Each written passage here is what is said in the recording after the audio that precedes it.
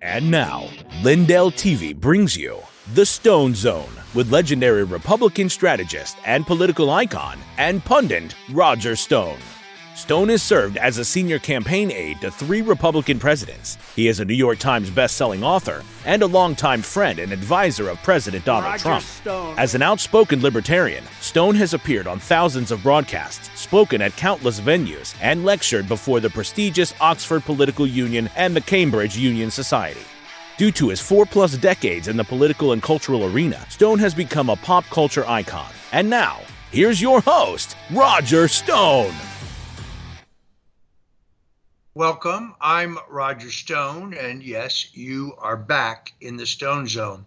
Pardon me if I'm fighting a touch of laryngitis, but with all of the going on last night and into the wee hours of the morning, I was talking much too much about the historical events of the last 24 hours.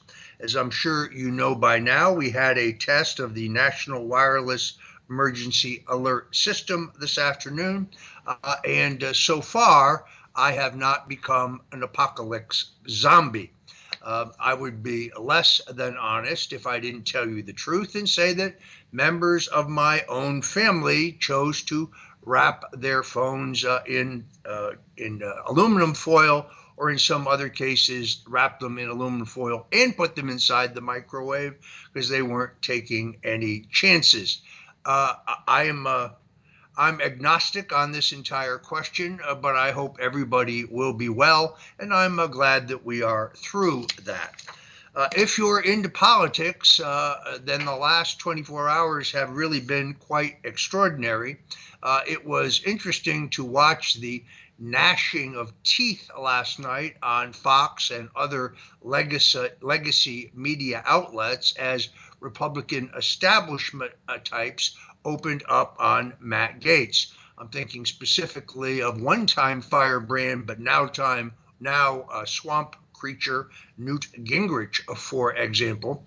I think it is outrageous for anyone to say that Matt Gaetz acted out of self-interest or a personal agenda to garner publicity for himself or to raise money or raise his political profile. I agree with my good friend General Michael Flynn, who said that Congressman Matt Gaetz has exemplified extraordinary leadership when such leadership is so sorely needed. In fact, I believe before this is over, there will be an attempt at retribution against Matt Gaetz for taking a bold and correct stand. Matt Gaetz and I have had our own disagreements, but on this issue, he stands head and shoulder above his colleagues on a matter of principle. Let me point out that Kevin McCarthy only became Speaker after making agreement with a band of rebels led by Matt Gaetz, and unfortunately, Speaker McCarthy did not keep his commitments. We do not have single-issue spending bills. We've taken no action on term limits. He's taken no definitive action to seal our southern border, which is a crisis at this point. And it turns out he was dealing behind our back to deliver billions more to the war in Ukraine. So it was Kevin McCarthy who chose to end his speakership, and it was Matt Gaetz who had the courage and the strength to keep his word. If it weren't for Matt Gaetz, we wouldn't even have the current rules that allow any member to make a motion to vacate the chair. In other words, remove the speaker. By the way, it was that way for 100 years until Nancy Pelosi changed it to try to make herself safe. And under the rule change that she operated in, it would have required a majority of the Democrat or majority caucus to move to vacate the chair. Kevin McCarthy wanted to keep it that way, but he was unsuccessful, giving us a democratized small d process in which any member was entitled to make such a motion. Many said that Matt Gaetz would not do so, that he was bluffing or that he was playing to the crowd. I actually thought that he would always make the move, and indeed he did, and it has now changed the trajectory of history. Joining me to help break this down and also try to suss out the way forward is Troy Smith, who is the editor-in-chief, of Rare.us, and he joins me to discuss this and other matters now. Roger, it's an honor to be here on this historic day, just after, that we had one of the biggest days in American political history yesterday. So to be here with you on this show to discuss this matter is a true honor. So thank you for having me on. I appreciate it. It has so many facets. There's a lot to talk about. First of all, let us pay homage to the Gang of Eight, those courageous Republican members of Congress that include Matt Gaetz, obviously, Eli Crane, surprisingly, but I'm glad to see Nancy Mace, Tim Burchett, Andy Biggs, Matt Rosendale, Ken Buck, and Bob Good. These people are heroes, but they're being vilified in the establishment media as if everything was going great. Well, everything was going great if you favored the policy of the uniparty. Everything was going great if you wanted to pass massive spending bills without any controls or accountability, or if you wanted to ship billions of dollars more to Ukraine. It is symbolic that only today we learn that the acting speaker, whose name is Patrick McHenry, moved to strip from former Speaker Nancy Pelosi and former Majority Whip Steny Hoyer their much coveted hideaway offices.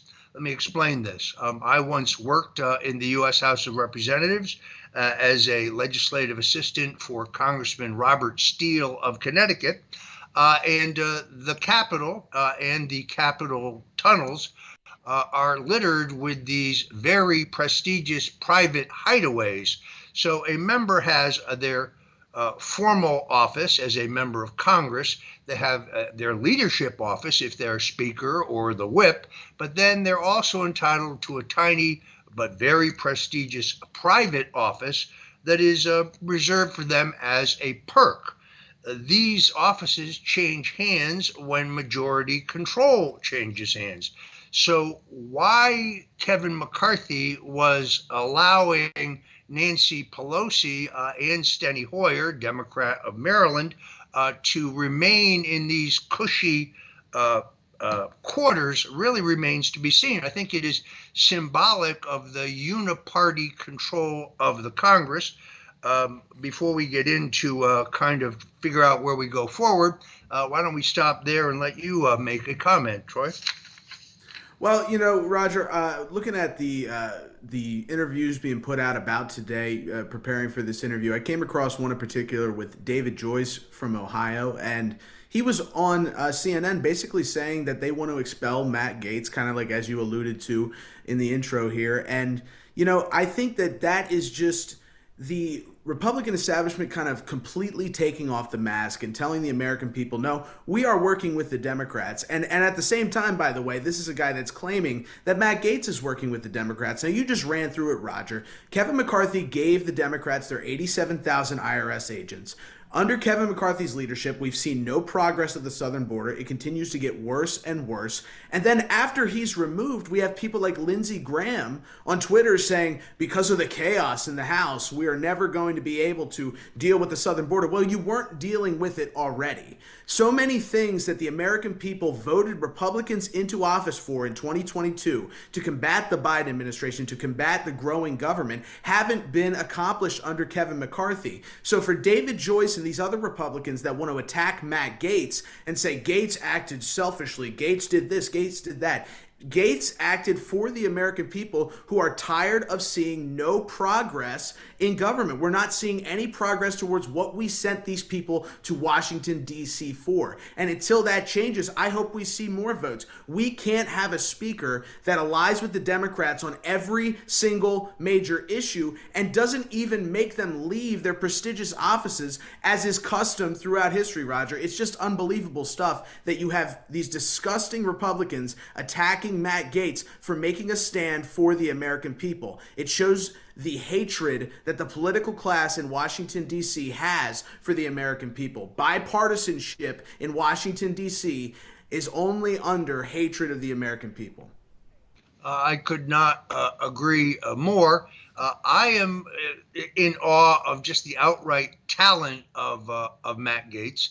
I saw an extraordinary interview between Matt Gaetz and Maria Bartiromo, someone I also have enormous respect for, about a week ago, that was a masterclass in how to handle a hostile interview. We've got a couple clips here of Matt Gaetz, who I think has handled himself extraordinarily well. Let's roll these. Mr. Speaker, my friend from Oklahoma says that my colleagues and I who don't support Kevin McCarthy would plunge the House and the country into chaos. Chaos is Speaker McCarthy. Chaos is somebody who we cannot trust with their word. The one thing that the White House, House Democrats, and many of us on the conservative side of the Republican caucus would argue is that the thing we have in common, Kevin McCarthy said something to all of us at one point or another that he didn't really mean and never intended to live up to. I don't think voting against Kevin McCarthy is chaos. I think $33 trillion in debt is chaos. I think that facing a $2.2 trillion annual deficit is chaos. I think that not passing single subject spending bills is chaos. I think the fact that we have been governed in this country since the mid-90s by continuing resolution and omnibus is chaos. And the way to liberate ourselves from that is a series of reforms to this body that I would hope would outlast Speaker McCarthy's time here, would outlast my time here, and would outlast either of our majorities. Reforms that I have heard some of the most conservative members of this body fight for, and some of the reforms that we've been battling for that I've even heard those in the Democrat caucus say would be worthy and helpful to the House, like open amendments, like understanding what the budget is. We have been out of compliance with budget laws for most of my life, most of many of your lives. And by the way, if we did those things, if we had single subject bills, if we had an understanding on the top line, if we had open amendments, if we had trust and honesty and understanding, there would be times when my conservative colleagues and I would lose, might be a few times when we'd win. There'd be times that we would form partnerships that might otherwise not be really predictable in the American body politic, but the American people would see us legislating. These last few days, we've suspended the momentum that we had established the week earlier, where we were bringing bills to the floor, voting on them, staying late at night, working hard. That's what the American people expect.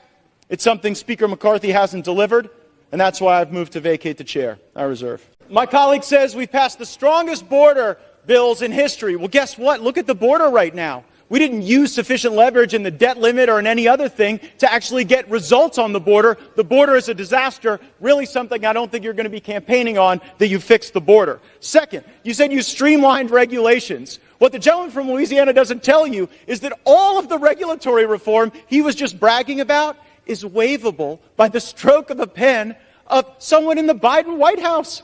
Do you really think you've got anything for that? It's a total joke. And then finally, the welfare to work that the gentleman from Louisiana said we got. The welfare programs that they said that they streamlined with their welfare to work stuff, they're actually going to grow. Because while they did work requirements, they blew out those programs with expanded eligibility. I'm real glad you guys didn't put work requirements on Medicaid. It probably would have resulted in Medicaid expansion.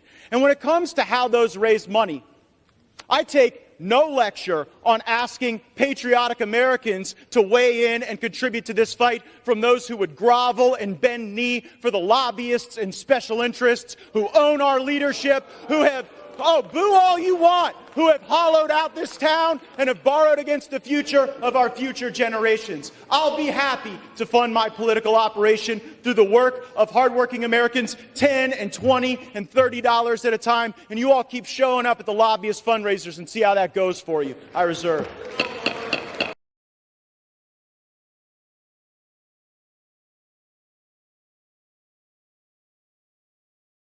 reference to the fact that Congressman Matt Gaetz, from his time in Congress, does not accept PAC contributions, nor does he accept any special interest contributions. He has relied on mass-based, low-dollar fundraising, which gives him an extraordinary level of independence. Now let's go to the larger question of what happens now. I think it is unfortunate that the Republicans are going to recess. I would have preferred that they stay in session and select a speaker so we can get on with the people's business. The Democrats, first of all, will exult in this time out. Gives them time for mischief, by the way. But we have a number of candidates that are appear to be making themselves available. Most interesting, of course, a terrific interview on WABC radio last night with Congressman Troy Nehls, who says that he intends to put the name of former President Donald Trump into nomination for the position of Speaker. Now, for those of you who are unaware, under the House rules, one need not be a member of the House to be Speaker of the House. So technically, of course, Donald Trump could be Speaker. This is not the first time this has come up. I suggested it the last time that there was a vacancy after the Republicans won control. Thought it would have been a good idea then. Think it would be a great idea now. Here's a quick bite of Donald Trump talking about this yesterday in New York. Who should be Speaker? Who should be Speaker? Who should be Speaker, Mr. President? A lot of people have been calling me about Speaker. All I can say is we'll do whatever's best for the country and for the Republican Party. Would you take a job? Great people. Marjorie Taylor. We have some great people. Would you take the job? A lot of people have asked me about it. I'm focused. You know, we're leading. I don't know you. I'm sure you don't read too much in the papers. So we're leading by like 50 points for president. You know, my focus is totally on that. If I can help them during the process, I would do it.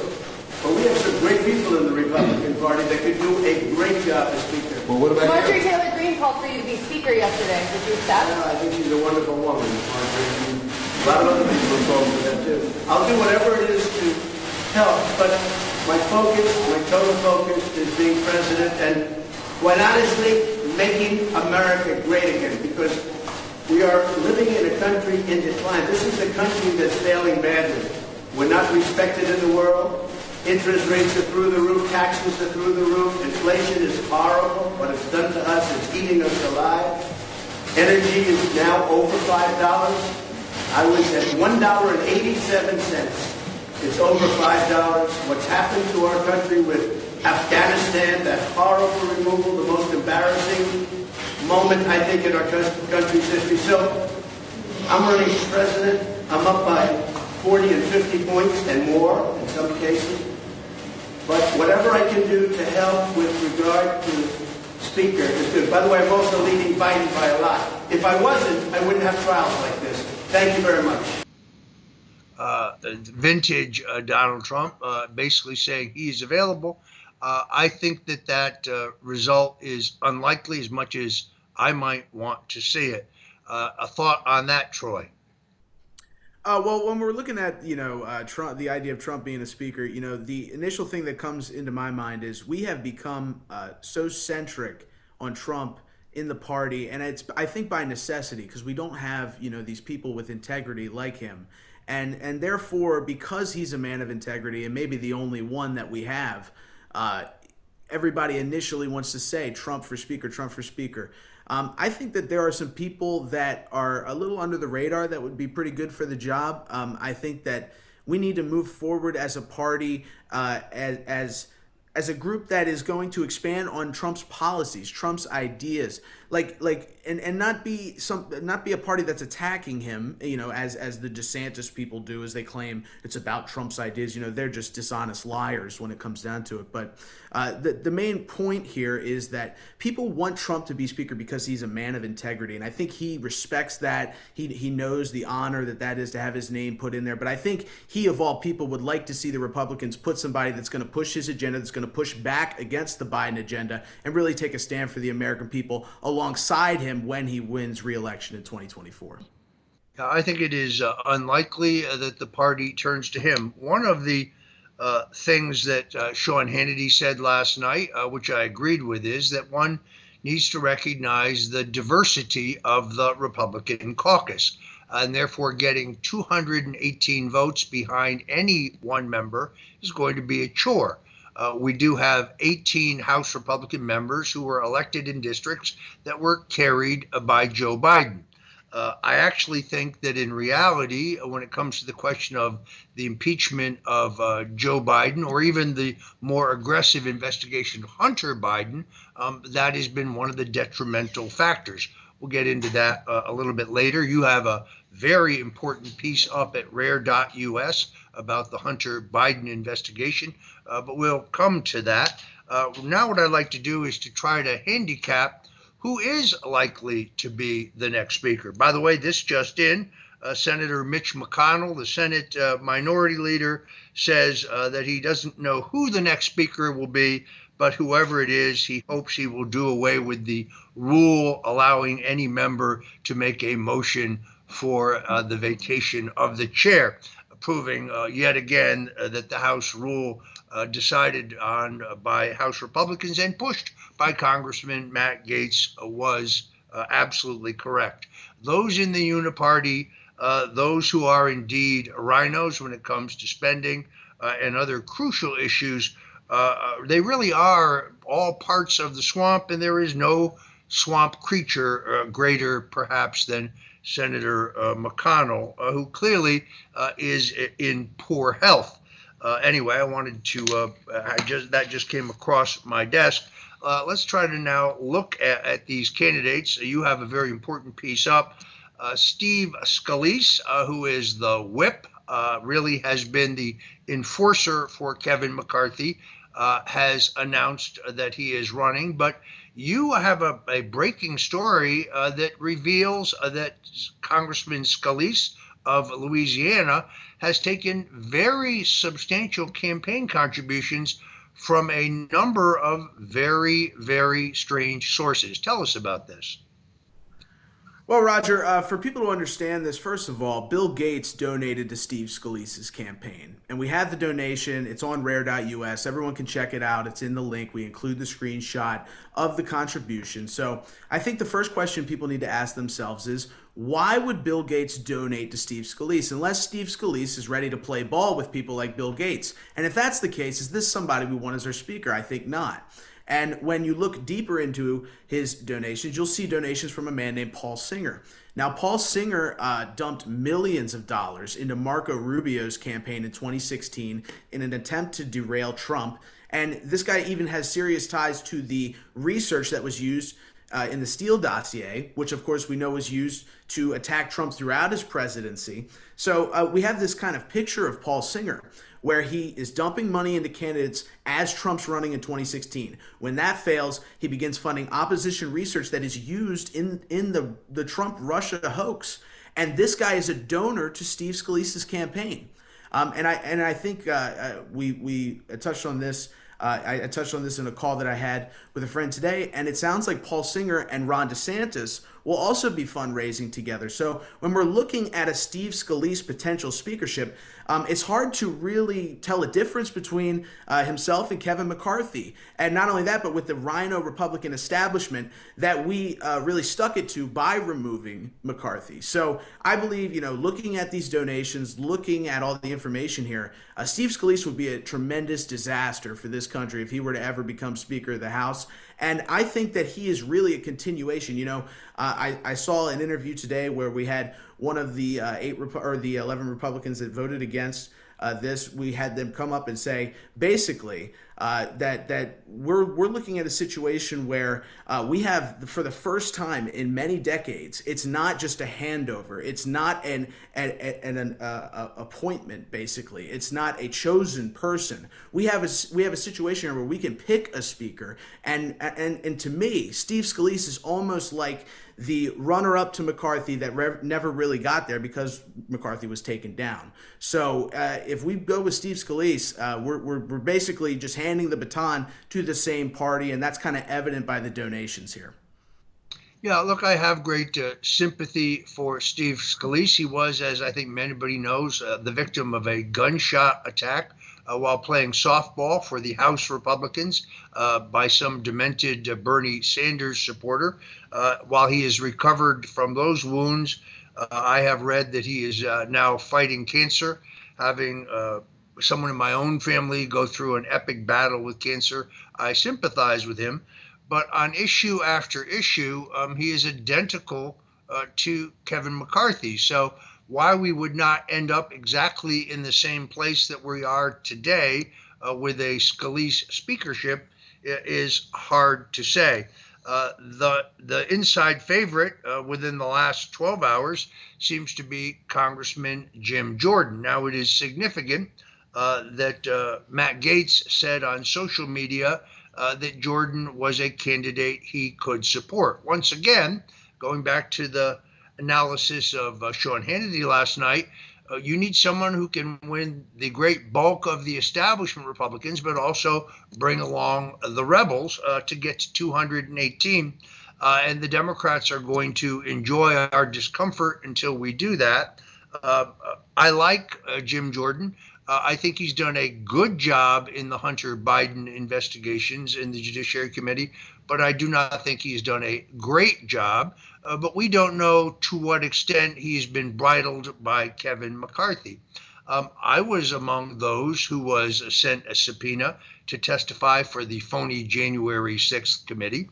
I fulfilled my legal obligations by showing up. I chose to assert my Fifth Amendment rights, not because I did anything wrong, not because I had anything to hide, but I have firsthand experience with the House Democrats' ability to take something you say and then twist it into a process crime.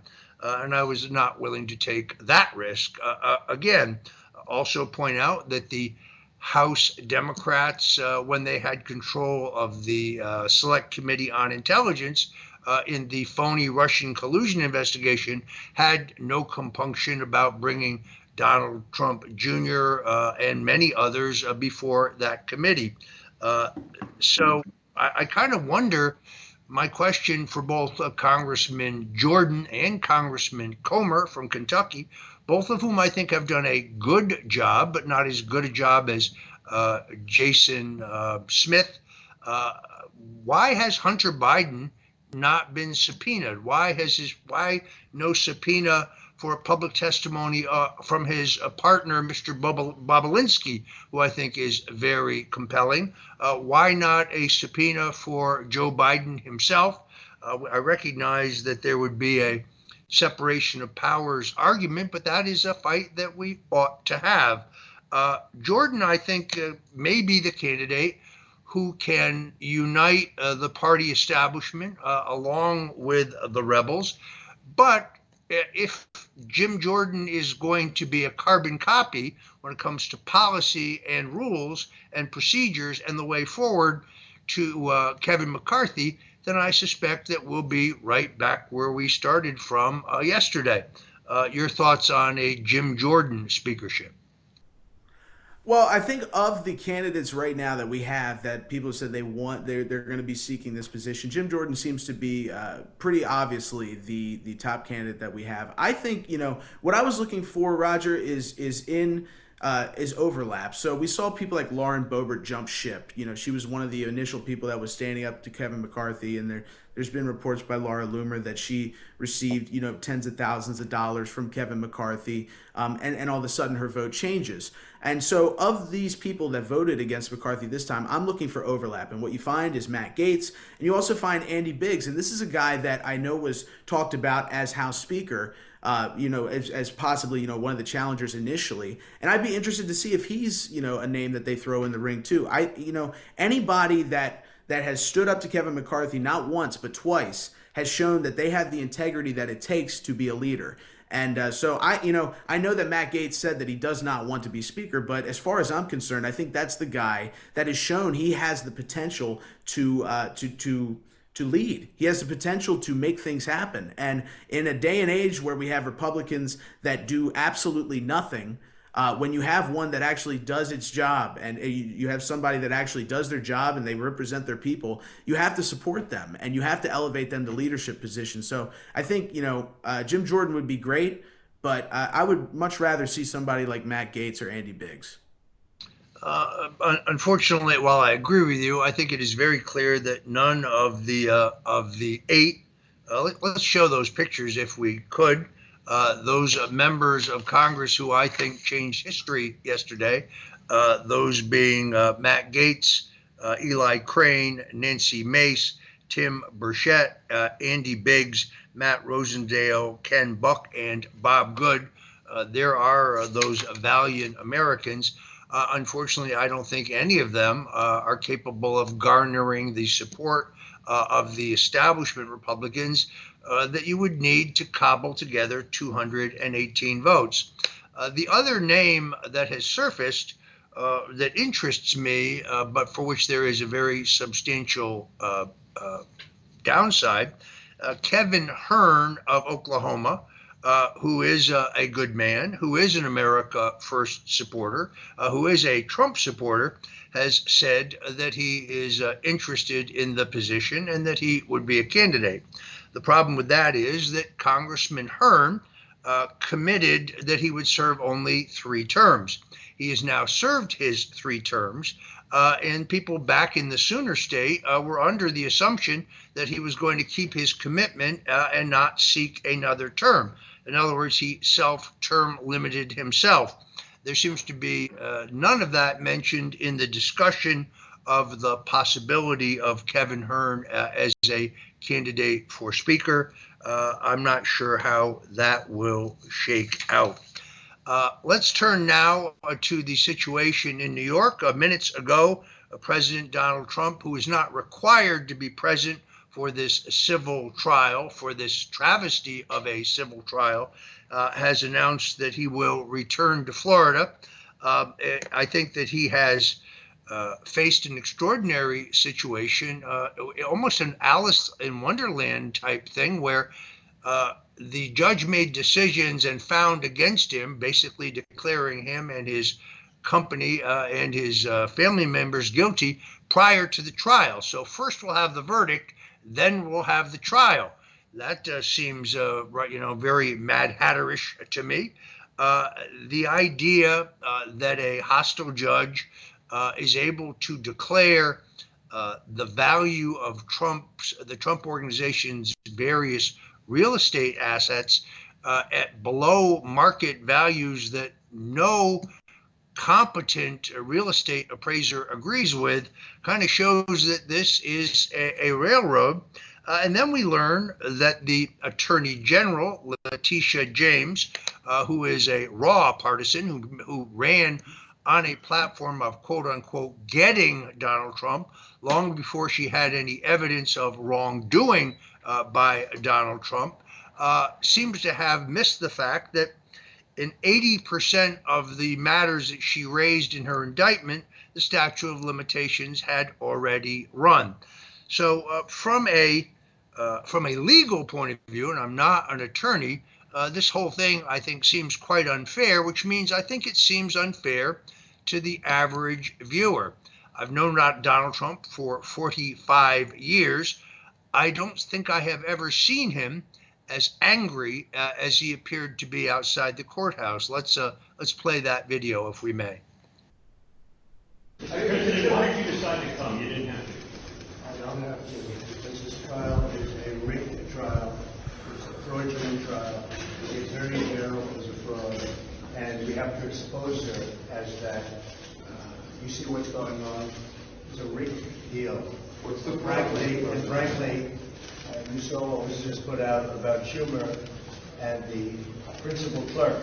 That is disgraceful. Speaker McCarthy, should he stay? They were going to vote to vacate him this afternoon, sir. This witch hunt that's going on using statute 6312, which is a consumer fraud statute, which may be unconstitutional, doesn't allow me a jury, doesn't allow me anything. We have a prosecutor, Letitia James, who's incompetent, and what she's doing to our state, forcing companies out, by the thousands, forcing people out. They're forcing companies out by the thousands, while crime, and violent crime in particular, runs rampant. So this witch hunt does not allow me a jury. A lot of people say, oh, that can't be possible. Somebody didn't check a box. It has nothing to do with it. Under 6312, you are not entitled to a jury. It's the first time it's ever been used for a purpose like this. Never been used. They used it on me, the former president, the leading candidate. I'm leading Joe Biden by a lot, which is probably why this is all happening. Not probably, boy, it's definitely. They're coordinating with Washington, 100%. But without that, none of these cases would be going on. They've weaponized justice in our country. This trial is a disgrace. Never happened. A thing like this has never happened before. And just simply, I put in financial statements with a disclaimer. In other words, don't even bother reading them to the bank. I borrowed money on, very under leverage, borrowed money on a building or something, many different things. I borrowed the money, I paid back the money in full, 100%. There were no defaults, there were no letters of reprimand, the banks were extremely happy, and in many cases I paid the money back early. And then I got sued years later by this horrible attorney general, this woman that ran for governor and failed. You know, she did this because she was running for governor. And then she ran and she failed. She had no polls and they forced her out. And she came back and she became attorney general again. And we got stuck with her. So she brought the case under the statute that had never been used for a thing like this before, ever. Where I'm not entitled to a jury. Because if I had a jury, even though it's in New York, and I think I'd be fine with New York, but if I had a jury, we'd win this case very easily. But I don't have a jury. And you see what's happening. This is a railroading. And it's the beginning of communism in our country. This is the beginning of communism. So we're going back in, playing the game and doing everything right. But just you remember, I borrow money, statements were perfect. Not only perfect, the statements are much more conservative than my real net worth. My real net worth is much higher, not lower, much higher than the statements. So I put the statements in. They don't use the statements because it has a disclaimer clause. They do their own work. The clause tells them, do your own due diligence, do your own work. And that's where we are. And I got sued. And I hear I may be guilty of a lot for no reason. They may give a lot of money for something where there was nothing wrong. This is a witch hunt. This is just a continuation of the witch hunt that started the day I came down the escalator in Trump Tower.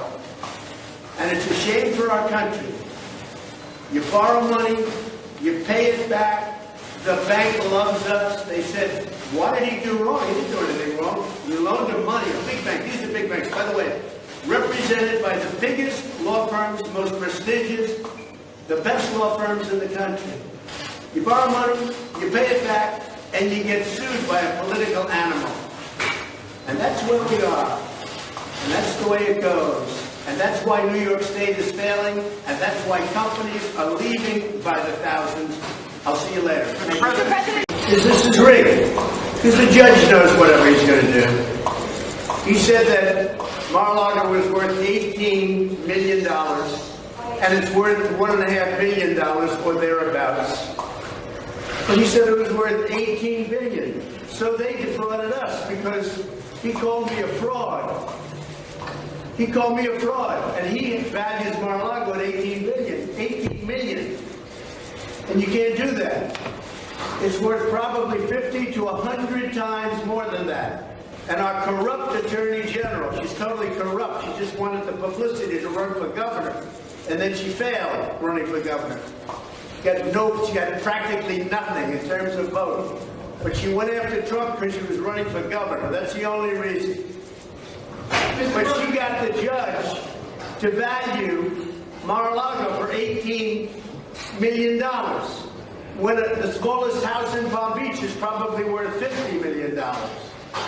And this is the biggest, the best anywhere in the country. There's nothing like it. So they put it down at $18 million, and they said, I overvalued it because we had it valued at a much lower number than it's worth. And by the way, my financial documents are valued much less than my actual value, which nobody even knows. But the financial documents that I gave to the bank are much less than my actual net worth. So therefore, I gave them to the bank. They can't be a fraud because I gave them lower numbers. I'm probably one of the only people ever to seek a loan. I didn't even need the loan because you see the kind of cash I have. I didn't even need loans. Maybe you don't do a deal or two. But I have a lot of cash, a lot of everything. You know, a lot of people are very surprised at how successful this is. You saw it today with the kind of cash I have and the kind of success we've had. But I'm a private company. I was never going to reveal this kind of stuff, but now it comes out. It comes out because a corrupt attorney general sued me for fraud. And then they found out they had no case. And they have no case. And today, if you read the New York Law Journal, they basically say they have no case against Trump.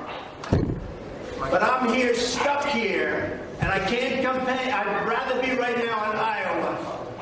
I'd rather be in New Hampshire or South Carolina or Ohio or a lot of other places, but I'm stuck here because I have a corrupt attorney general that communicates with the DOJ in Washington to keep me nice and busy because I'm leading Biden in the polls by a lot. That's all this is. This is election interference. They made up a fake case. They're fraudulent people. And the judge already knows what he's going to do. He's a Democrat judge. In all fairness to him, he has no choice. He has no choice. He's run by the Democrats. I know this city better than anybody knows this city. There's nobody knows it like I do. He's a Democrat judge out of the clubhouses. He's controlled, and it's a shame. What's going on here is a shame. Our whole system is corrupt. This is corrupt. Atlanta is corrupt. And what's coming out of D.C. is corrupt. But this is a good one because this one is interesting. This one is very interesting. Why attend? Because I want to point it out to the press how corrupt it is, because nobody else seems to be able to do it. New York Law Journal today did a very good job, and others have done a good job. They say there's no case here, but we have a corrupt attorney general that tried to make a case. Thank you very much. There you have Donald J. Trump doing what he does best, counter-punching.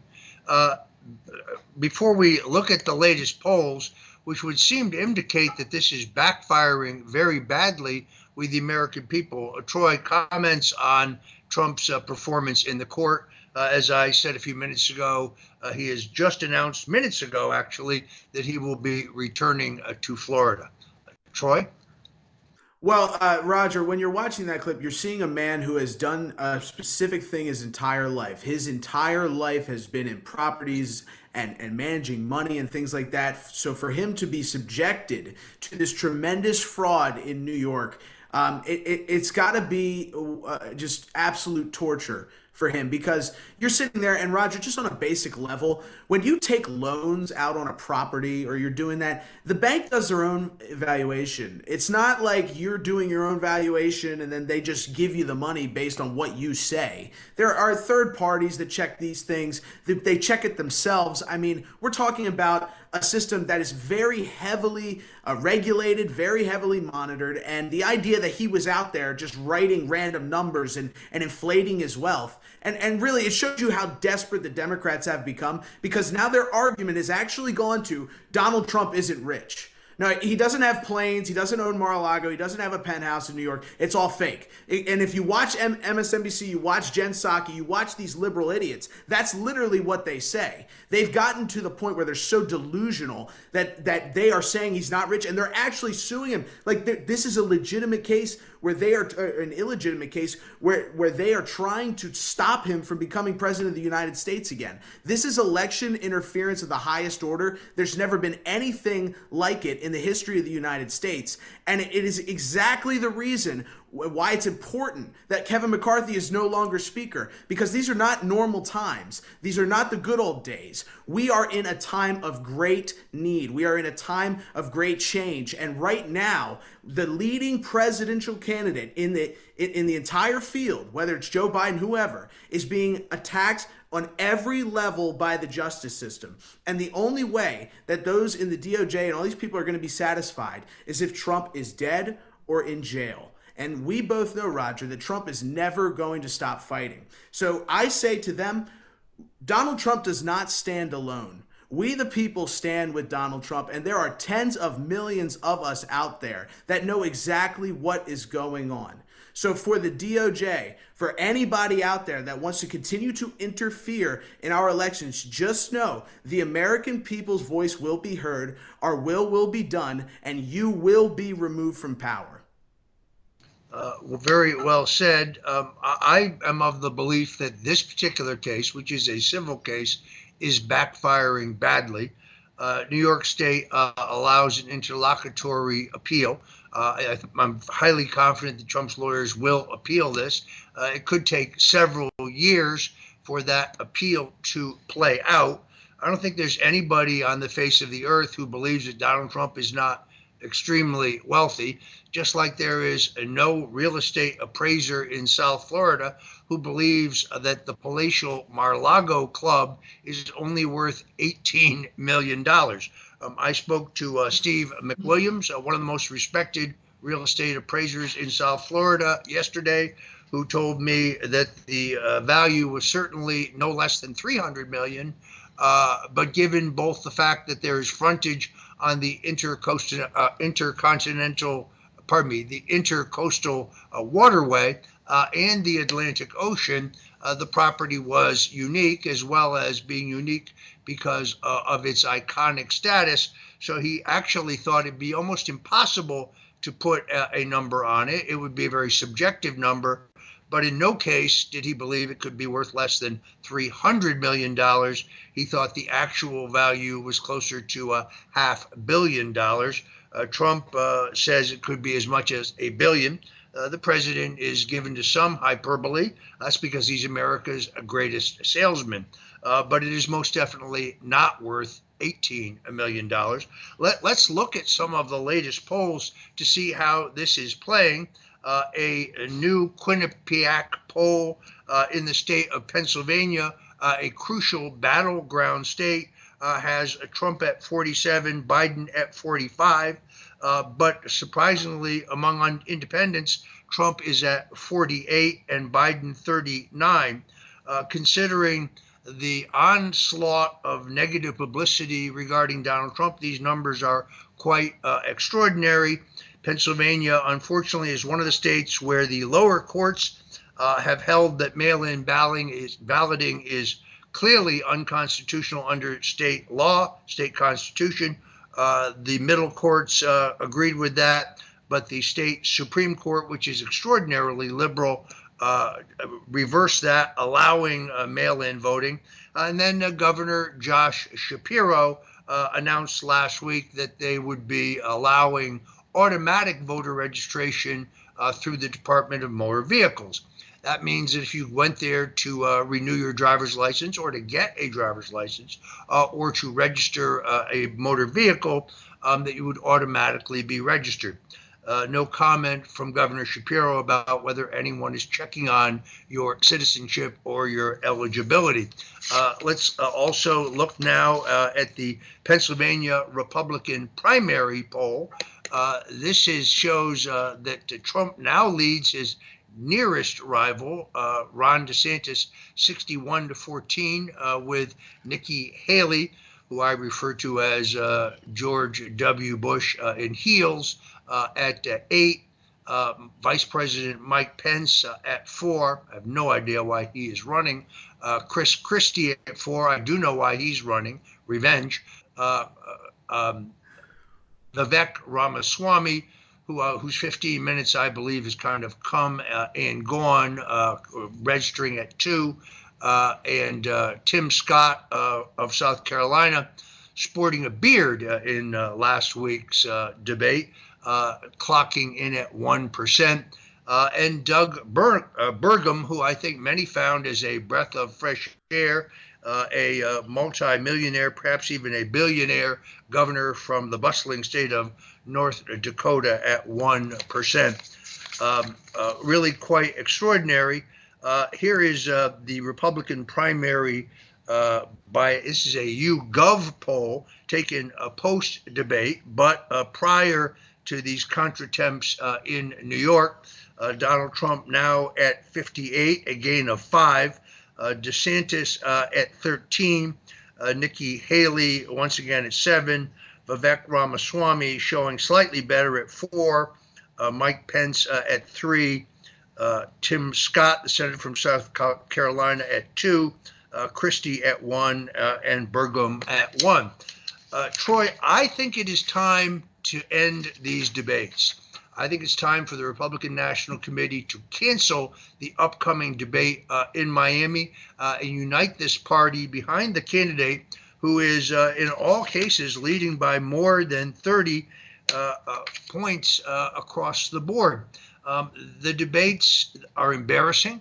They're not high school debates. They're like junior high school debates with candidates talking over each other, with the moderators seeming not to be able to get any kind of modicum of control, and with all of the candidates using these carefully memorized, pre-scripted zingers that they're trying to make sound as if they are somehow instantaneous or on the spur of the moment.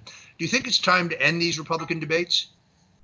Oh, absolutely, because like you said, all that happens is it allows for people that are fakes and frauds and have contributed to the downfall of this country to read off a statement and seem like they're, Chris Christie said something stupid about Donald Duck or something like that, and he got a bunch of press for that. Or Ron DeSantis goes up there and says his speech that he's prepared and had written for him.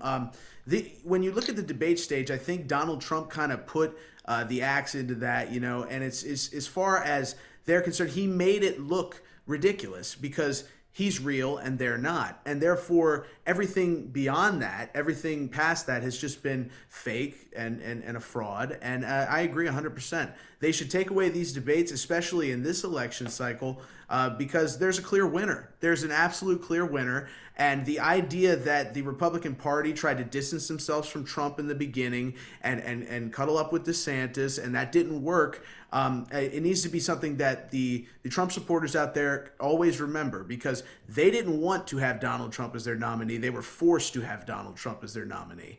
And that speaks to the disdain that they have for us and what we believe in as Americans. All right, so we have about 8 minutes left, and there's an important issue that I want to cover. As I said on this show last week, I received a subpoena from Hunter Biden's $1,800 an hour lawyers. This subpoena is based on a false narrative that claims, contrary to what the New York Post has already established, that a psychiatrist in Massachusetts, Dr. Keith Albo, who I'm familiar with, somehow obtained and cloned a copy of Hunter Biden's laptop. Hunter Biden was evidently a patient of his, that he got this material to me, that I gave it to my attorney, Tyler Nixon, who in turn gave it to John Paul McIsaac, and the rest, of course, has been established by the New York Post.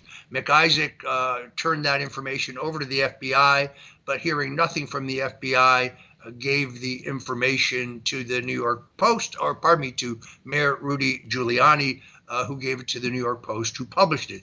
This is a fiction. You've heard it from me, but you interviewed Dr. Albo. What did he say about this narrative? Oh, it was an honor to speak with Dr. Keith Abloh, and he basically described what was an unbelievable story. I mean, he described to me that in 2019 he was treating Hunter Biden because of Hunter's crack cocaine addiction and things of that nature.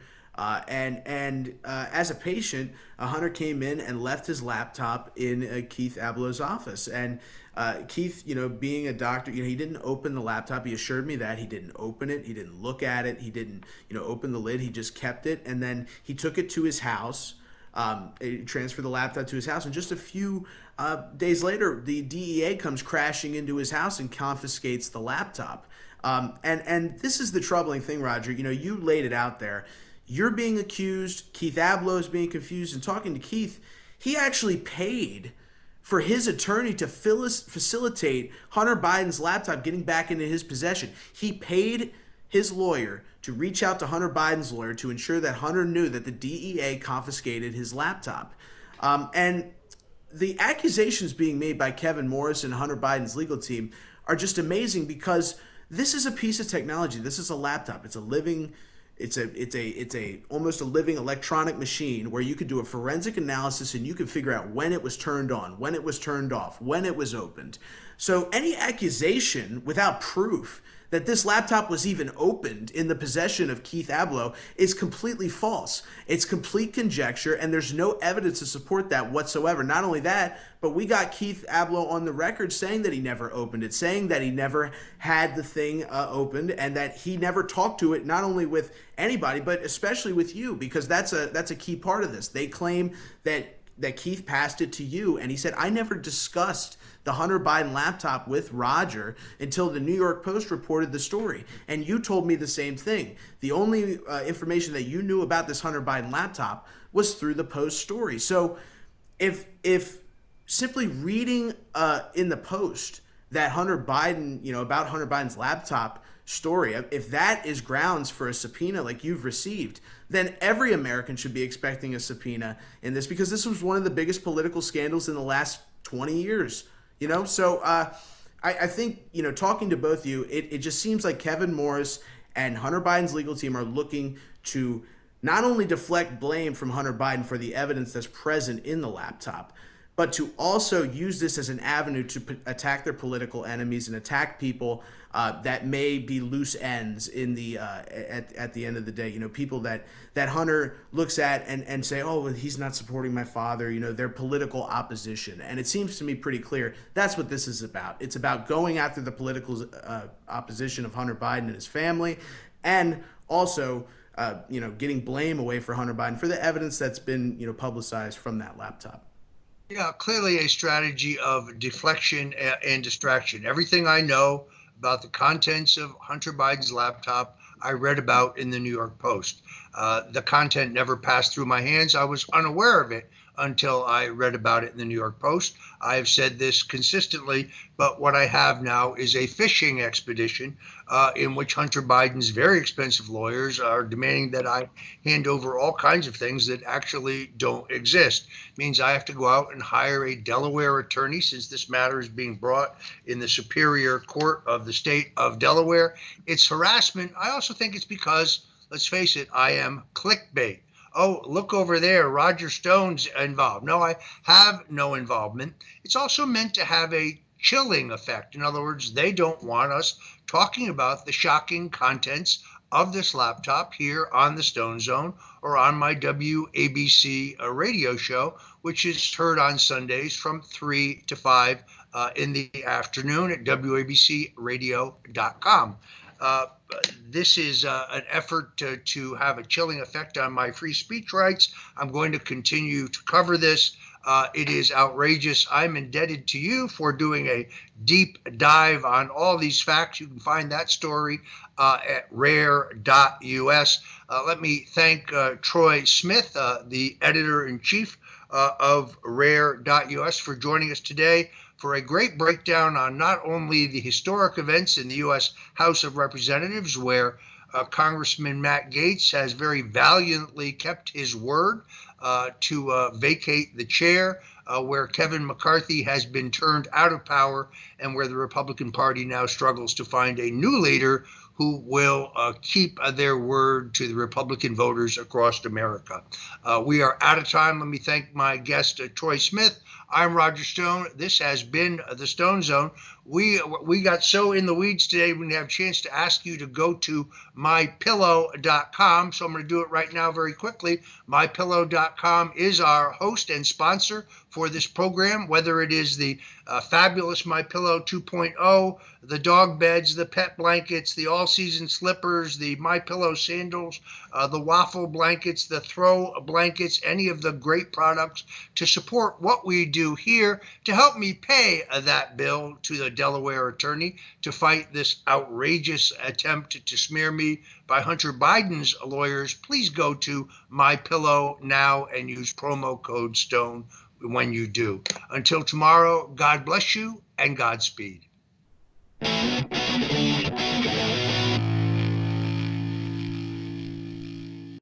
You're still looking good. I'm still feeling good. You know, I've got all your MyPillow products. Mattress topper, bed sheets, MyPillows, towels, slippers, blankets, sleepwear, dog beds. Whoa, Charles. Everyone now can get MyPillow products at huge discounts at MyPillow.com. That's right. Now's the time to go to MyPillow.com or call the number on your screen. Use your promo code to take advantage of our 3-in-1 sale. We're bringing you exciting new products, overstock specials, and closeout deals you won't find anywhere else. For example, when you buy one of our brand new MyPillow 2.0s, you get another one absolutely free. And with our overstock sale, you save 50% on our luxurious Giza Dream bed sheets. That's as low as $29.99 for the best sheets ever. And with our biggest closeout special, you get our all-season slippers for only $35. Or our sandals and slides for just $25. Quantities are limited, and once they're gone, they're gone.